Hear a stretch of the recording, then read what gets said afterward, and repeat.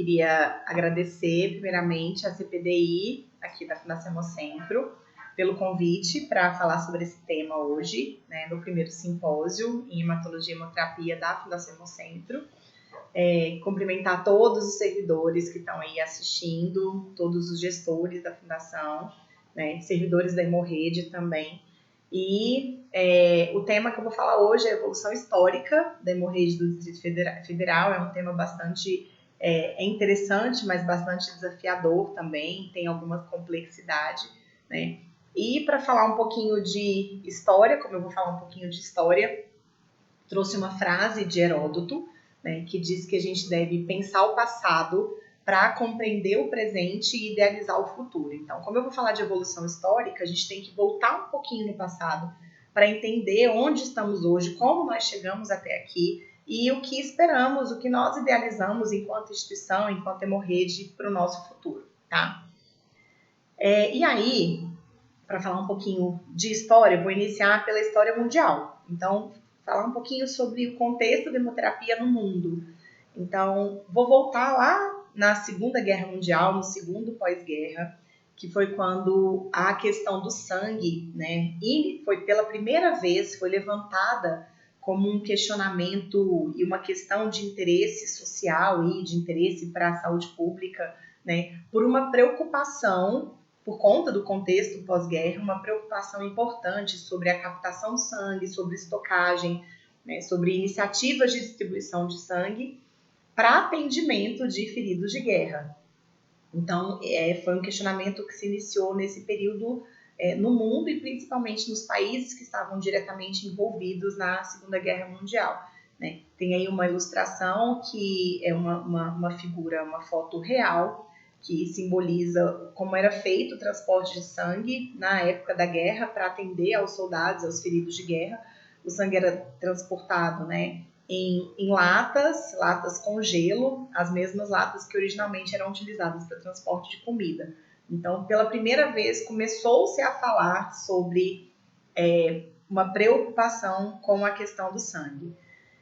Trazendo um pouquinho para o Brasil, na década de 60, principalmente ali na época do regime militar, houve também uma preocupação importante relacionada à necessidade de ter reserva de sangue, de ter reserva hemoterápica em caso de conflitos armados, né? O sangue estando aí dentro do arsenal terapêutico utilizado já nas questões de trauma, nos feridos e de conflitos, então começou a se falar sobre isso. Também na década de 60, pela primeira vez no Brasil, se falou sobre incentivo à atividade industrial para a produção de derivados do sangue, para a produção de hemoderivados.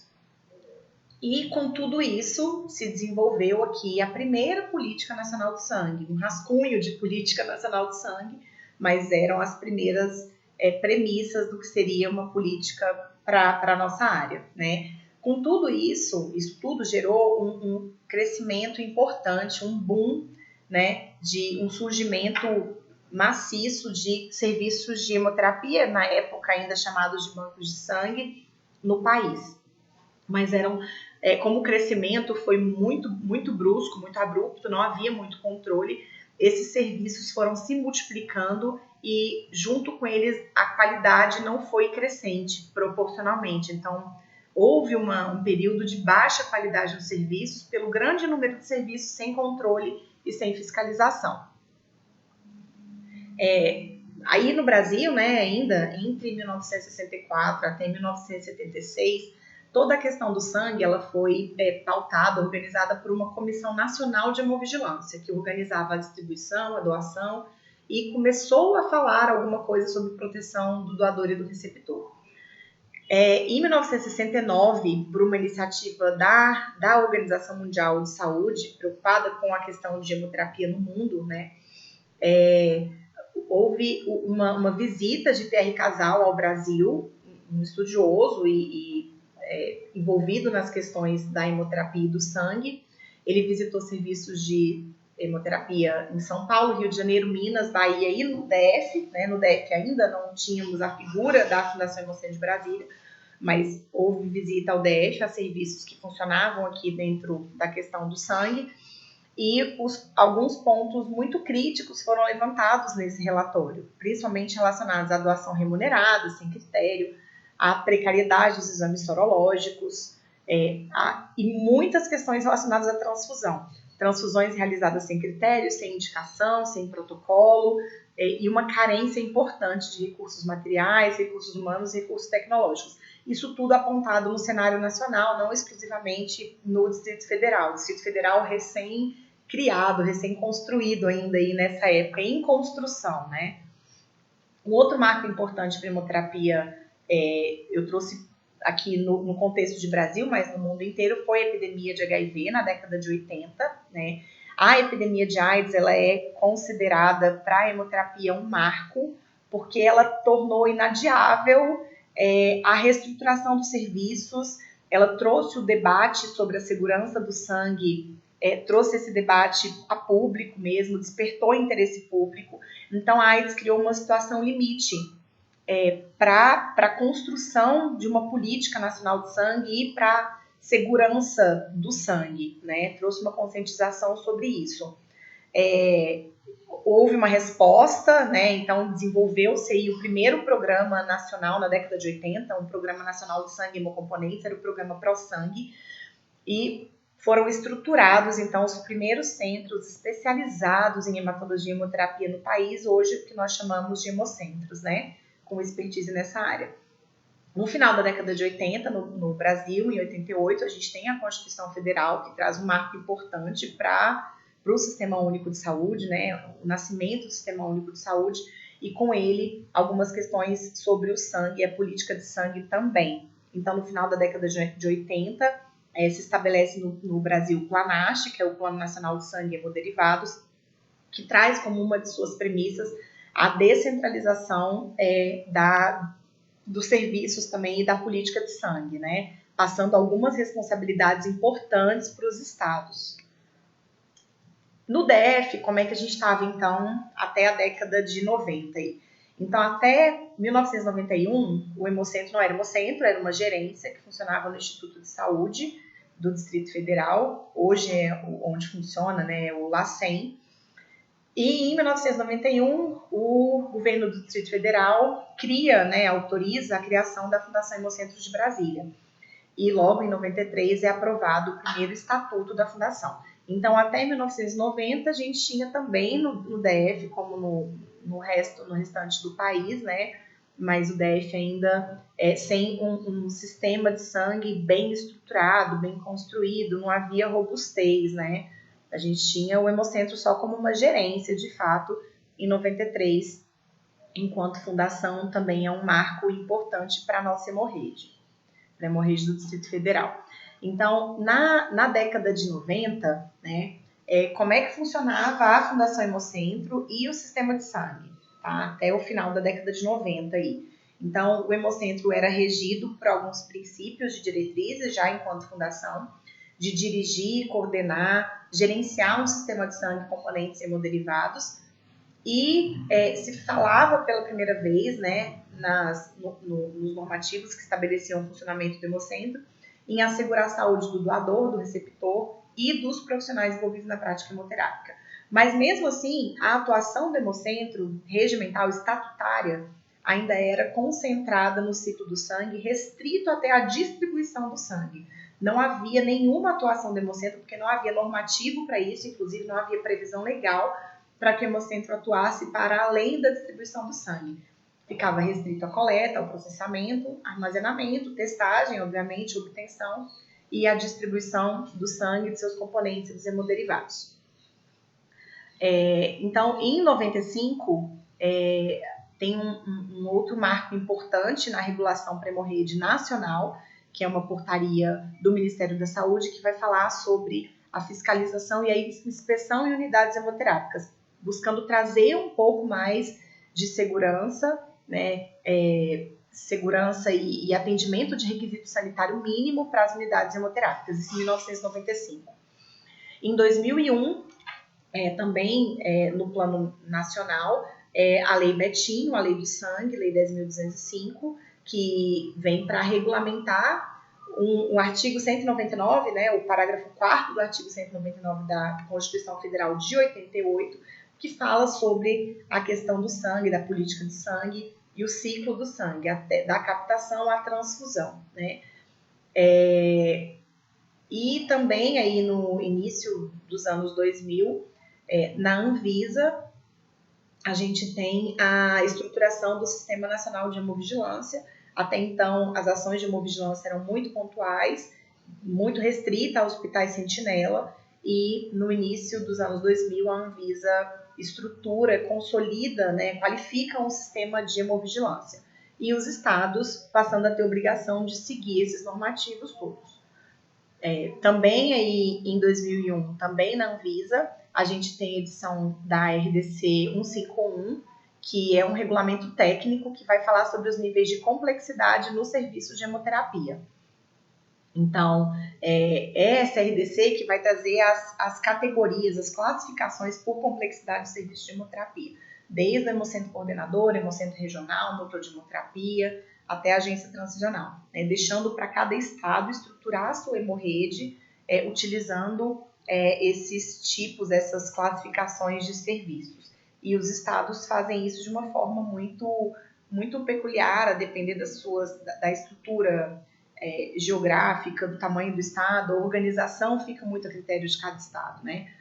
E eu trouxe aqui a definição de hemocentro coordenador, porque é a figura que nós já tínhamos no Distrito Federal em 2001, né? A época da edição dessa resolução. E o hemocentro coordenador tem que ser de âmbito central, preferencialmente na capital, uma referência na hemoterapia ou na hematologia de natureza pública. Então, o hemocentro é público, né? Ele deve prestar assistência e apoio para a rede de serviços de saúde do estado e prestar apoio à Secretaria de Saúde na formulação da política de sangue. Em 2002, logo em seguida, a gente tem o decreto 3990, que vem para regulamentar o artigo 26 daquela lei do sangue de 2001, né? Então, esse decreto ele vem para organizar o funcionamento do Sistema Nacional de Sangue, que é o SINASAM, e vai trazer alguns princípios e algumas diretrizes da Política Nacional de Sangue, sobretudo com relação à competência dos estados e competência do Distrito Federal na política de sangue estadual, né? Então, estabelece aí como responsabilidade dos estados formular a política estadual de sangue, definir regionalização, garantir a oferta de sangue, exigir cumprimento das normas técnicas. Então, os estados mesmo, né, como um papel importante na descentralização da política de sangue, fazendo zelar pelo cumprimento das normativas nos respectivos estados, como responsabilidade também e competência, capacitar recursos humanos com vistas à qualidade do sangue, da assistência hemoterápica, e alimentar bancos de dados e sistemas de informação. Isso tudo, então, responsabilidade dos estados, estabelecido por um decreto federal. Voltando um pouquinho para o DF, até 2009, então, com base em todos esses normativos, seguindo esses normativos, e replicando algumas questões do cenário nacional, né, a hemorragia do Distrito Federal ela era composta pelo Hemocentro, já a Fundação Hemocentro de Brasília, Hemocentro Coordenador, por algumas unidades de coleta e transfusão, que funcionavam em hospitais regionais, e algumas agências transfusionais também em hospitais. Até 2009 eram 3 ou 4 hospitais que ainda faziam coleta de sangue, e aí em 2009 houve uma centralização da coleta, muito com foco na qualidade dos processos de coleta e de obtenção do sangue, com foco na qualidade dos produtos obtidos e principalmente para que houvesse uma segregação de fluxo, porque como se fazia coleta nos hospitais, né, no mesmo serviço em que se atendia paciente, se fazia coleta de sangue de doador. Então havia uma confusão de fluxos e com o objetivo de segregar esses fluxos e otimizar, inclusive, o processo produtivo do sangue também, a coleta passou a ser centralizada. E aí, alguns desses hospitais, aí, como exemplo do Hospital Regional do Gama, o Hospital Regional de Taguatinga, em que havia coleta, eles passaram a atuar exclusivamente como agência transfusional. E o que é uma agência transfusional, né? à luz aí dos normativos nacionais, da ARDC e até o decreto que fala um pouco sobre isso também. A agência transicional ela é uma unidade de localização intra-hospitalar, preferencialmente, que tem entre as suas responsabilidades armazenar o sangue, realizar teste de compatibilidade entre doador e receptor e transfundir os hemocomponentes. Então, a partir de 2009, a Hemorrede do DF passa a configurar somente com o hemocentro coordenador e agências transfusionais. Em 2010, tem um evento bastante importante, mas muito crítico também, né, que foi um relatório, uma sequência de inspeções realizadas pela Vigilância Sanitária do DF nas agências transfusionais do Distrito Federal e que identificou uma série de requisitos sanitários mínimos e obrigatórios descumpridos. Então, até então, as agências transfusionais elas eram localizadas nos hospitais regionais e coordenadas por uma coordenação de hematologia e hemoterapia na Secretaria de Saúde. Então, hematologia e hemoterapia funcionavam sob a mesma coordenação e as agências nos hospitais. Havia uma certa precariedade no funcionamento das agências, porque não tinha uma dedicação e uma expertise muito específica desse conhecimento da hemoterapia para as ATs. Isso ficava muito restrito ao hemocentro e, de certa forma, a secretaria muito voltada para as questões assistenciais da própria hematologia. Então, as agências estavam num estado de precariedade até, e que isso foi apontado pela Vigilância Sanitária nos relatórios. Algumas infrações sanitárias graves foram notificadas à época e chegou a ter interdição de uma agência transfusional pública, né, por meio de 2 autos de infração em 2010, meados de 2010, e isso trouxe a Vigilância Sanitária para uma pactuação junto ao Hemocentro e junto à Secretaria de Saúde, para que houvesse uma estruturação, né, e uma coordenação centralizada, uma coordenação técnica dessa hemorrede ligada ao Hemocentro, o Hemocentro de fato assumindo suas competências enquanto coordenador da política de sangue e do sistema de sangue no Distrito Federal, o que não acontecia até 2010. Então, por conta dessa articulação, dessa pactuação entre a vigilância, o Hemocentro e a Secretaria de Saúde, em 2010 o Hemocentro cria um comitê, foi denominado Comitê Gestor da Hemorrede, que tinha o objetivo, a responsabilidade de coordenar as unidades hemoterápicas, né, agências transfusionais, pela característica do Distrito Federal, zelando pela segurança e qualidade das atividades e pelo cumprimento das boas práticas em hemoterapia na nossa hemorrede. Esse comitê originalmente foi composto por uma médica hemoterapeuta, um técnico administrativo, uma enfermeira, uma farmacêutica, uma biomédica, todos servidores de carreira do Hemocentro, e ele foi formado como comitê porque não se tinha uma clareza se seria um projeto transitório ou se seria uma questão para ser abarcada pelo Hemocentro, né, a longo prazo e em definitivo, mas uma questão mais perene, que foi como ficou depois. Então, passando para a evolução histórica mesmo aí, em 2010, né, a criação do Comitê Gestor da Hemorrede para coordenar as agências transfusionais, e esse comitê iniciou algumas visitas técnicas nas ATs, nas agências transfusionais públicas, para diagnóstico situacional. E o que foi encontrado foi uma situação de fato indesejável, né, do ponto de vista dos normativos e das questões das obrigações sanitárias, inclusive o parque tecnológico bastante obsoleto, com algum sucateamento, algum nível de sucateamento dos equipamentos, né? Essa primeira ilustração é uma centrífuga utilizada aí na centrifugação de tubos, que foi encontrada em um dos serviços. Os equipamentos não tinham manutenção, a cadeia de frio era basicamente composta por equipamentos domésticos, os materiais e insumos não tinham uma organização, uma sistematização da organização, do uso, da solicitação, do gerenciamento desses materiais. Era comum encontrar materiais vencidos ainda em uso, outros materiais com desabastecimento. Não havia, por exemplo, reagentes imunematológicos para executar a técnica. Na época se fazia técnica em tubo, que é uma técnica segura, mas se feita dentro dos protocolos, não havia reagentes para realizar a técnica com toda a segurança. Os tubos e pipetas eram reaproveitados e lavados sob condições também indevidas. As equipes não tinham um treinamento adequado, havia uma certa resistência para a questão de uso de EPI e para a padronização dos processos.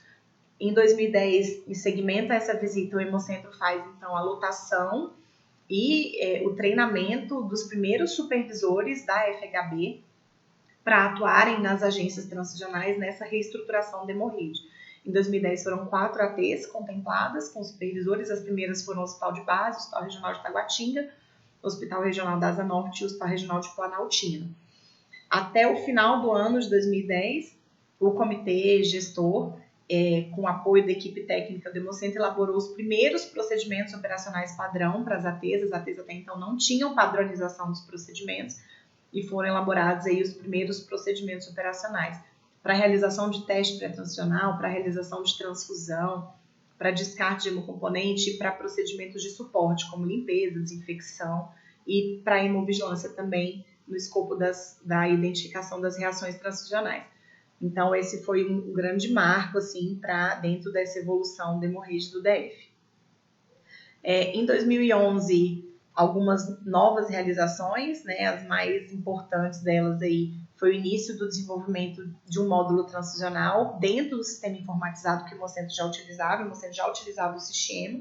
Em 2011, começou a desenvolver um módulo transfusional, porque os registros nas ATs até então eram todos manuais.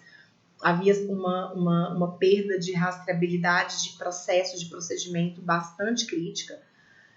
Em abril de 2011, o Hemocentro, junto com a Secretaria de Saúde, elabora uma portaria que vem para regulamentar as competências do Hemocentro e da Secretaria de Saúde no sistema de sangue e hemocomponentes do Distrito Federal. Então, essa portaria, a portaria 54 de 2011, que estabelece o que cabe ao Hemocentro e o que cabe à Secretaria de Saúde no âmbito da hemorrede, né?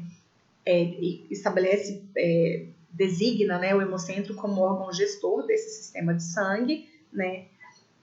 E agora sim, com a atuação desde a captação de doadores, passando por todo o ciclo do sangue, até a transfusão e a hemovigilância.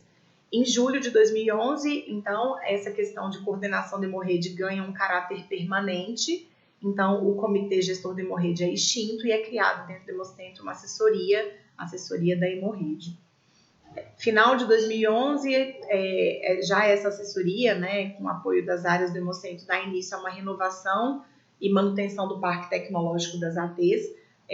Essa atualização foi iniciada pela cadeia de frio, com substituição dos equipamentos que eram domésticos, freezers, geladeiras, centrífugas, descongeladoras de plasma. Foi um investimento aproximado de R$1,5 milhão só em 2011 em equipamentos. E também houve regularização no fornecimento de insumos às ATs, principalmente para os exames pré-transicionais ainda na técnica em tubo, mas todos os insumos e reagentes aí fornecidos para realizar controles, né, e todos os exames como a legislação já previa.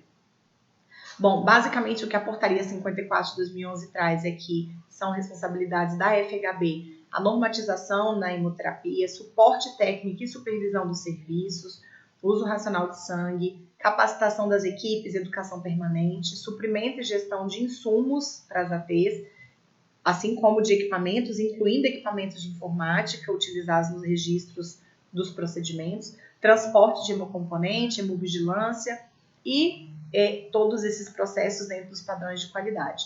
E a SES, a Secretaria de Saúde, compete, né, dentro da hemorrede, destinar e manter área física adequada, de acordo com as normas, os recursos mobiliários, recursos, insumos de uso comum, hospitalares, serviços e recursos humanos.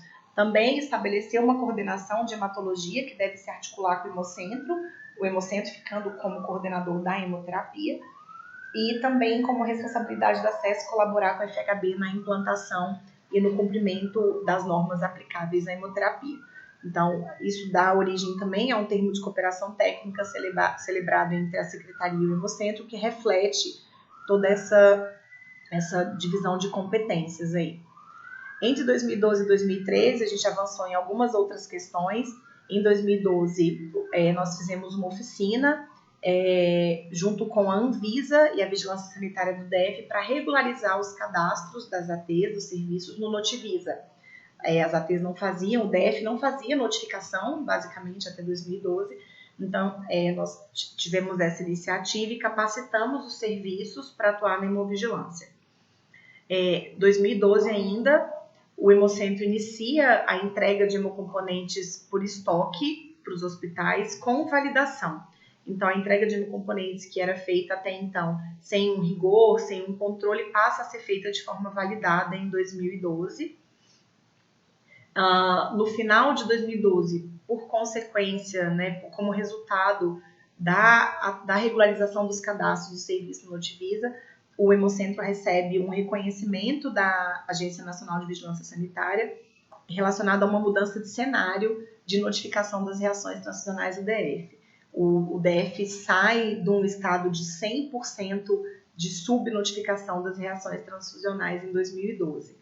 No final de 2013, um outro avanço bastante importante que o Hemocentro proporcionou para a hemorride foi a implantação da técnica em gel para a realização dos exames imunematológicos. Então, os exames que até então eram realizados na técnica em tubo passam a ser realizados na técnica em gel, que garante maior celeridade, mais rapidez, maior segurança, resultados mais fidedignos também, maior sensibilidade no exame, dando mais segurança para as transfusões realizadas no DF. Isso com capacitação de 100% dos serviços para essa nova metodologia. Aqui eu trouxe um avanço das notificações de reação transfusional com um destaque importante aí para 2011 e 2012. Em 2012, quando nós realizamos essa oficina junto com a Vigilância Sanitária, então lá em 2009, até 2009 a gente tinha praticamente 100% de subnotificação no DF, e o DF vem caminhando bastante no sentido de sensibilizar e de atuar dentro aí da hemovigilância, identificando as reações, tratando essas reações. Isso é um sinal bastante importante de segurança nos procedimentos transfusionais e de equipes capacitadas. Isso é um resultado de um esforço bem significativo, até a gente estar como estamos hoje aí, praticamente zerando uma margem de subnotificação. Em 2014, alguns outros avanços. Até 2014, a requisição de transfusão que era utilizada em todos os hospitais da Secretaria, essa requisição vermelhinha, pequenininha, que ela não continha dados mínimos necessários, de dados que já eram obrigatórios lá desde o início do ano 2000, mais ou menos. Então, todos os hospitais utilizavam essa requisição. Ela traz até alguns produtos do sangue que o Hemocentro não fornecia já, que não era de uso na terapia, na assistência hemoterápica, e nós mudamos esse formulário para um formulário completo, e isso foi uma ação que se estendeu por todo o Distrito Federal e implantada em todos os serviços. Também, em 2014, o Hemocentro inclui as agências transfusionais no seu programa de auditoria interna, com busca também da melhoria contínua das ATs e na identificação do que estaria de acordo ou não com os normativos e com a legislação. No final de 2014, o Hemocentro conclui a informatização das ATs, aquela ação que se iniciou em 2011 foi concluída em 2014. Então, em 2014, a hemorrede do Distrito Federal passa a ser a primeira hemorrede pública do país totalmente informatizada, com um sistema único, um sistema próprio, interligando o Hemocentro e os 12 serviços públicos, as 12 agências transfusionais da Secretaria de Saúde. Entre 2015 e 2016, eu estou trazendo alguns recortes de tempo, às vezes um pouco aleatórios, porque a gente foi pensando algumas ações de maior relevância, Então, em 2015, o Hemocentro realizou a primeira jornada de segurança do paciente aplicada à assistência hemoterápica, então um treinamento bastante amplo para todos os serviços de hemoterapia. Também a capacitação de médicos para que pudessem atuar como responsáveis técnicos de agências transfusionais. A gente não tinha o DF não tinha disponibilidade de hematologista hemoterapeuta para atuar como RT, então em 2015 nós capacitamos médicos de outras especialidades, que alguns até hoje atuam como RTs de agências. Houve a primeira iniciativa de padronização de atividade de comitê transfusional, em 2015 também, um procedimento padronizado sobre funcionamento, atuação dos comitês hospitalares, e a gente tem, eu coloquei, aí tá novembro de 2014, mas tem um errinho de data aí, tá? Desculpem, isso aí é 2016. Em 2016, o Hemocentro publica o primeiro protocolo de indicação de hemocomponentes voltado para uso racional de sangue, extensível para toda a Secretaria de Saúde.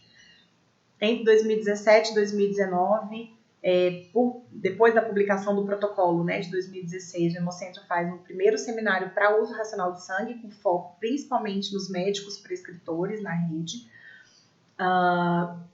Em 2017, todo aquele processo de gestão dos insumos e fornecimento dos insumos para as ATs, ele foi informatizado. Em 2018, foi implantado um programa de discussão científica, nós chamamos a época de Hemomento, ele nasceu como Momento Imunemato, depois ele virou Hemomento, e era um momento de discussão científica que abrangia as equipes do Hemocentro e das agências transnacionais, colocando todas no mesmo fórum ali de discussão, o que propiciou a discussão de temas de bastante relevância, e o início aí, né, nessa integração Hemocentro-agências transfusionais, da questão de discussão científica englobando a hemorrede como um todo.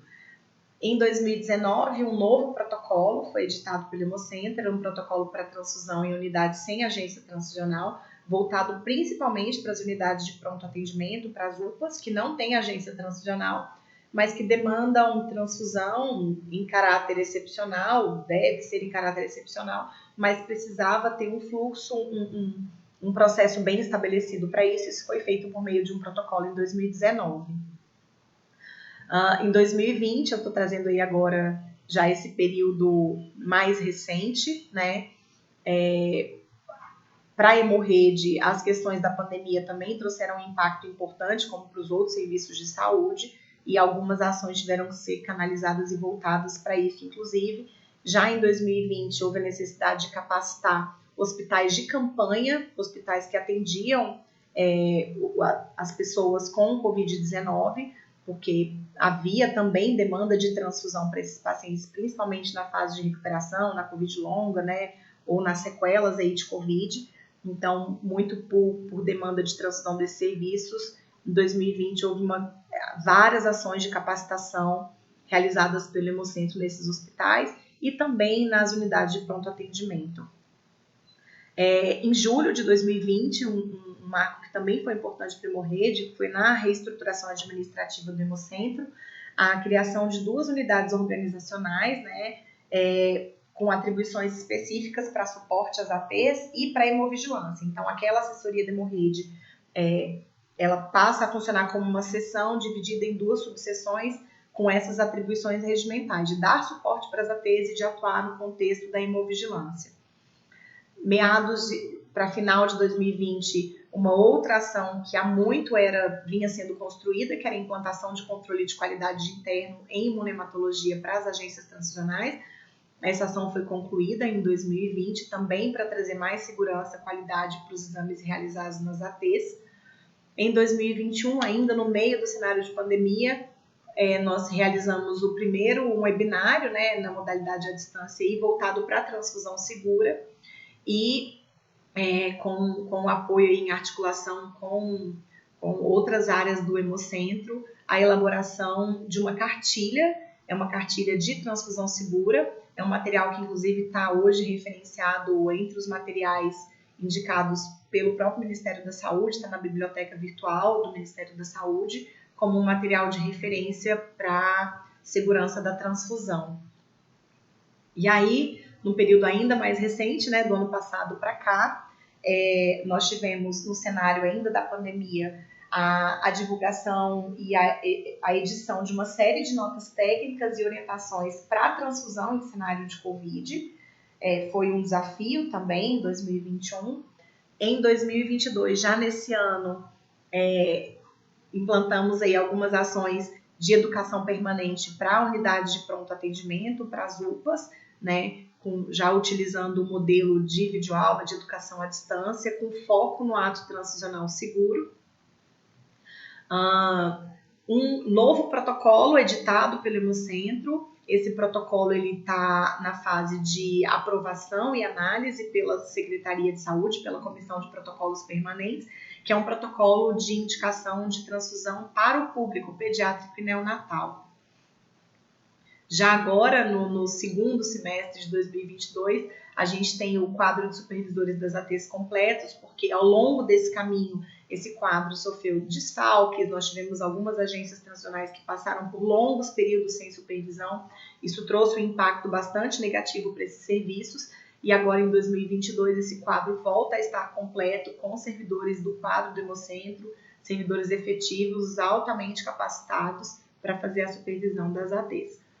E um outro avanço em 2022, bastante importante para a Hemorrede nessa evolução histórica, foi a conclusão de uma licitação, né, para contratar um serviço especializado de logística para transporte de hemocomponentes.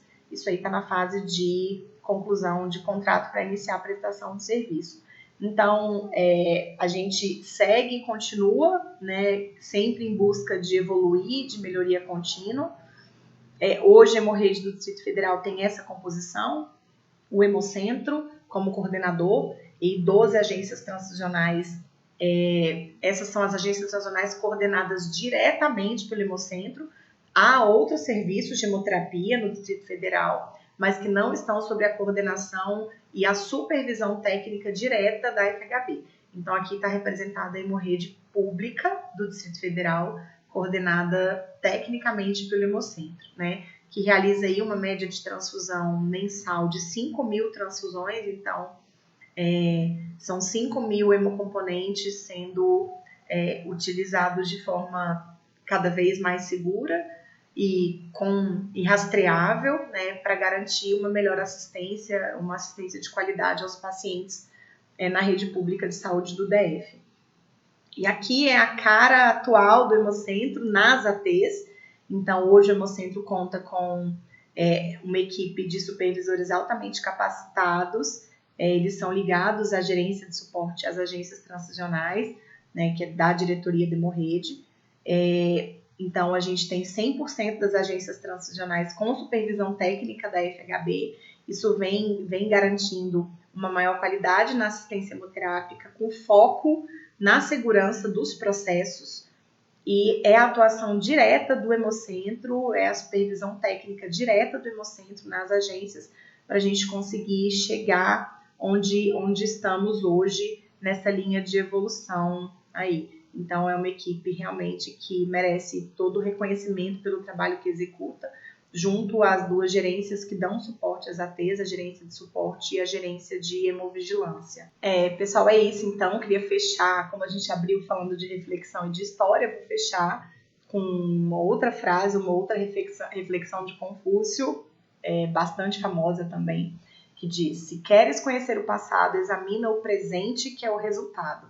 E se queres conhecer o futuro, examina o presente, que é a causa. Então, a gente começou falando de passado, então agora que a gente conhece o passado, né, a gente consegue examinar esse nosso presente, que é resultado de tudo que evoluímos enquanto Hemorrede, enquanto Hemocentro, coordenador, e para conhecer o nosso futuro, a gente tem que examinar o presente, o nosso hoje, né, que é o que vai fazer a gente chegar onde nós pretendemos, onde nós temos como visão institucional, inclusive. Então é isso. Queria agradecer mais uma vez, obrigada a todos, me colocar à disposição aí para tirar qualquer dúvida, né? O tema é bastante amplo, são muitos anos de história, são 10 anos aí, mais de 10 anos de história, desde que o Hemocentro iniciou essa coordenação da Hemorrede, então não dá para colocar tudo de realização e de ação, mas dá para a gente perceber que já evoluímos muito, mas também temos muito que caminhar ainda, tá? Então é isso, muito obrigada pela oportunidade, pelo convite mais uma vez. E um bom simpósio a todos.